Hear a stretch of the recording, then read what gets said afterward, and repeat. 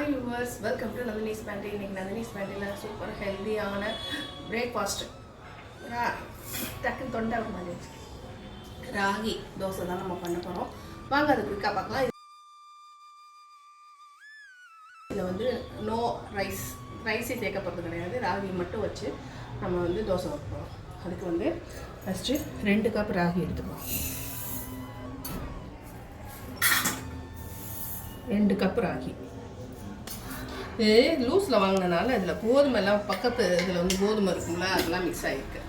சத்து தான் அதனால்.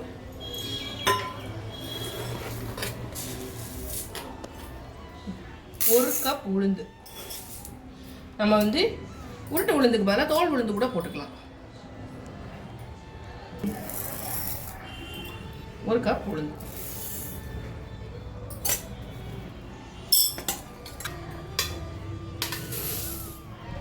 2 டேபிள் ஸ்பூன் வெந்தயம். ரொம்ப ரொம்ப ஹெல்த்தியானது, எல்லாரும் சாப்பிடலாம். இதை வாஷ் பண்ணிவிட்டு 6 மணி நேரம் நல்லா ஊற வச்சுப்போம். ஊற வச்சுட்டு அதுக்கப்புறம் அரைக்கும் போது உங்களுக்கு காட்டுறேன். நான் இப்போ இதை வாஷ் பண்ணிடலாம். இந்த தோசை எத்தனை சாப்பிட்டாலும் உடம்புக்கு ஒன்றுமே செய்யாது, அவ்வளோ நல்லது. வாஷ் பண்ணி நல்ல தண்ணி விட்டு வச்சாச்சு. இது ஒரு 6 மணி நேரம் நல்லா ஊறட்டும். ராகி வந்து குளிர்ச்சியானது. இனிமேல் சம்மர் ஸ்டார்ட் ஆக போகிறதுனால வந்து இதில் வந்து இட்லி தோசை இந்த மாதிரி நல்லா பண்ணி சாப்பிட்லாம். வளர்கிற குழந்தைங்க எத்தனை தோசை வேணாலும் சாப்பிட்லாம். அதுக்கு வந்து நல்லா விளையாட விட்டுறணும். அப்போ வந்து உடம்புக்கு ரொம்ப ஆரோக்கியம். இப்போ 6 மணி நேரம் நல்லா ஊறிச்சு.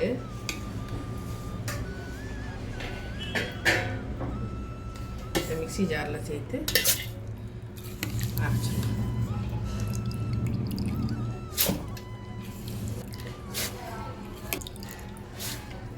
இப்போ இதை அரைச்சிட்டு வந்துடலாம். அரைச்சாச்சு.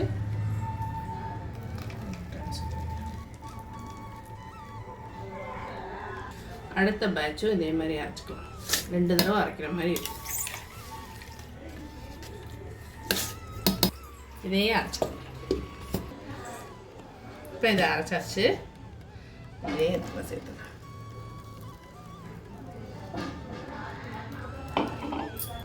உப்பு போடணும். இந்த தண்ணி இதுலேயும் கொஞ்சம் தண்ணி விட்டு கலந்துப்போம்.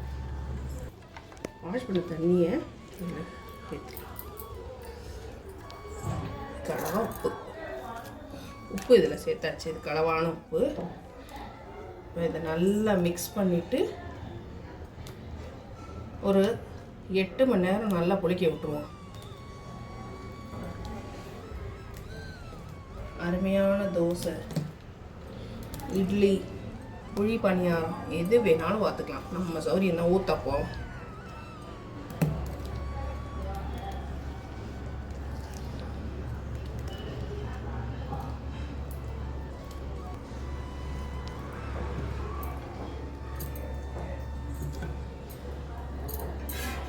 எட்டு மணி நேரம் கழிச்சு உங்களுக்கு காட்டுறேன்.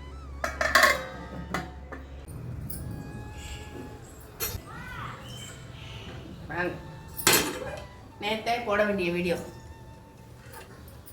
குளிக்கிறதுக்கு அவ்வளோ நேரம். வா, இப்போதான் கரெக்டாக ஃபவுண்டேஷன் நுரைச்சி வந்திருக்குமா? அது இது இல்லை, கேழ்வரகு. முழு மாவு கிடையாது, கேழ்வரகு ஊற வச்சு அரைச்சது.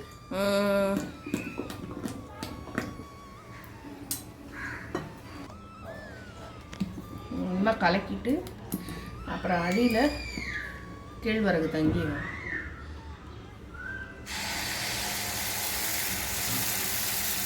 இது நல்லா இந்த தோசையாகவும் வாக்கலாம், ஒல்லியாக தோசையாகவும் வாக்கலாம், ஊத்தப்பம் மாதிரியும் வாக்கலாம். நான் உங்களுக்கு ஊத்தப்பம் மாதிரி பார்த்து காமிக்கிறேன். ரொம்ப ரொம்ப ஹெல்த்தியானது. இந்த வெய்ய காலத்தில் வந்து உடம்பு குளிர்ச்சிக்கு வந்து இந்த மாதிரி இதில் வந்து கூழ், அதுக்கப்புறம் தோசை, இட்லி, குழி பணியாரம், நிறைய வெஜிடபிள்ஸ் எல்லாம் போட்டு குழி பணியாரம் அந்த மாதிரிலாம் பண்ணி சாப்பிடலாம். உடம்புக்கு ரொம்ப ரொம்ப நல்லது. மெயினாக வந்து குளிர்ச்சி.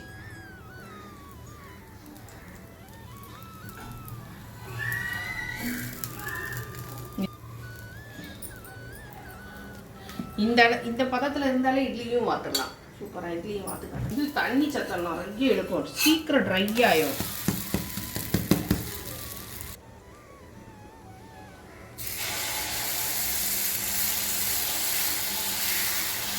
நல்லா முழுகலான தோசையாகவும் வரலாம். அடுப்பில் நான் அந்த தோசை எடுக்கிறத காமிக்க மறந்துட்டேம்மா. இப்போதான் எடுத்தேன். ரைட். இப்படியும் பார்த்துக்கலாம், இப்படியும் பார்த்துக்கலாம். நல்லா பிடிச்சிருந்தா தான் இந்த மாதிரி பாரு நிறைய ஓட்ட ஓட்டையாக வருது. ஆமாம், கலைஞ்சி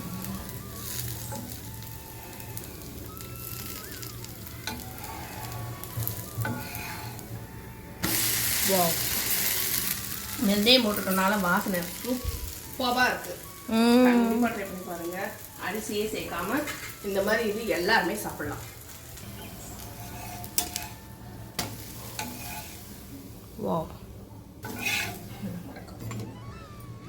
நல்ல முருகலான தோசை. ஒரு கரண்டி தான் இல்லை, அதுவே கனமாக நல்ல தோசை வரும்.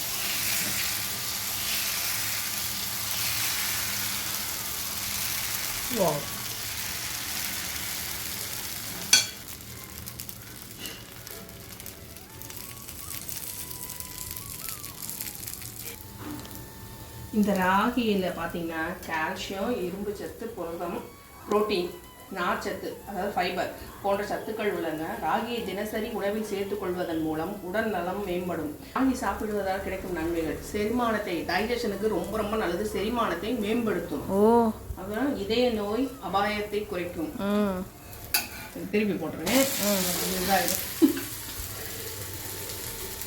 முதுமையை குறைக்கும், நீரிழிவு நோயை கட்டுக்குள் வைக்கும். அதாவது டயபெட்டிஸ் வந்திருந்தவங்க இதை சாப்பிட்டாங்கன்னா கண்ட்ரோலாக இருக்கும். அதாவது யாரெல்லாம் சாப்பிடக்கூடாதுன்றதை சொல்லிடுறேன். அதாவது டைஜஷன் ப்ராப்ளம், அசிடிட்டி, இந்த மாதிரி டைஜஷன் செரிமான பிரச்சனை உள்ளவர்கள், பசியின்மை, வீக்கம், அஜீரணம், நான் சொன்னேன்ல டைஜஷன் ப்ராப்ளம் உள்ளவங்க, அப்புறம் போன்ற பிரச்சனை உள்ளவர்களும் குளிர்காலங்களில் ராகி சாப்பிடுவதை தவிர்ப்பது நல்லது. குளிர்காலத்தில் நான் சொன்னேன் சம்மர் ஸ்டார்ட் ஆயிடுச்சு, இந்த மாதிரி இந்த ரெசிபிஸ்லாம் சாப்பிடலாம். ஏன்னா இந்த மாசி வியாழக்கிழமை மாசி பறக்க போகுது. அப்பயும் பனி இருக்கும், ஆனாலும் ராகி நம்ம அதாவது ரொம்ப உடம்பு குளிர்ச்சியாக ஃபீல் பண்ணுறவங்க வந்து ராகியை வந்து மாதத்தில் ஒரு தடவை 2 தடவை சேர்த்துக்கலாம். உடம்பு ரொம்ப ஹீட்டாக இருக்கிறவங்க வந்து வாரத்தில் 2 தடவை சேர்த்துக்கலாம். டோட்டலாக எல்லாத்துக்குமே நல்லது ராகி. ஆமாம். இந்த ராகி ஊற போட்ட அளவுன்னு பார்த்தீங்கன்னா ஒரே நேரத்தில் 5 பேருக்கு அதாவது தோசை. எத்தனை தோசை வரும்னு சொல்லுங்கம்மா, அதை வச்சு அவங்க 20 தோசை வரும். ஓகே. ஏன்னா நீங்கள் எத்தனை தோசை வரும்னு சொல்லிட்டீங்கன்னா அதுக்கேற்ற மாதிரி அவள் வந்து அதை டிவைட் பண்ணிக்குவா. கூட குறைச்சி சாப்பிட்டா, ஏன்னா இது நல்லா ஹெவியாக தான் இருக்கும். 2 தோசை நல்லா சாப்பிட வந்தால் கூட 3 தோசை தான் சாப்பிட முடியும். நல்ல ஃபில்லிங்காக இருக்கும். சில பேர் நிறைய சாப்பிடுவாங்க. மாவை நம்ம இது பண்ணல, ராகியவே என்னது நல்ல பெரிய பெரிய ராகி, அதனாலதான் அரைக்கும் போது அதுல பாத்தீங்கன்னா ஸ்கின் நிறைய தெரியும்.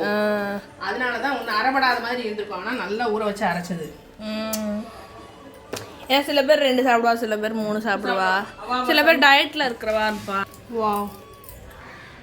இந்த ஃபர்ஸ்ட் கிளாஸான யம்மியான கண்டிப்பா ரொம்ப ரொம்ப பிடிச்சிருக்கும். ரொம்ப ரொம்ப உடம்புக்கு நல்லது, டேஸ்டாகவும் இருக்கும். குழந்தைங்க வேண்டானே சொல்ல மாட்டாங்க. எல்லாரும் கண்டிப்பாக ட்ரை பண்ணுங்க. உடம்புக்கு ரொம்ப ரொம்ப நல்லது. இதுவும் நம்மளுடைய முதுமையை தள்ளி போடும். டேஸ்ட் பண்ணி பார்த்துடலாமா? நான் இன்னைக்கு தைப்பூசம், எல்லாருக்கும் தைப்பூச திருநாள் நல்வாழ்த்துக்கள் சொல்ல மறந்துட்டேன் நான். அதனால் வந்து ஃபாஸ்டிங் குழந்தைக்கு கொடுத்து டேஸ்ட் நல்லா முறுக்கலாக வந்துருக்கு.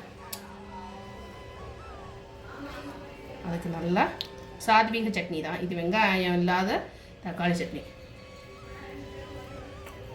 இப்படி இருக்கு, சாஃப்டா இருக்குல்ல. சாதாரணமாக கேப்ப மாவுல ரொட்டியோ அதை பண்ணால் கொஞ்சம் காஞ்ச மாதிரி இருக்கும்.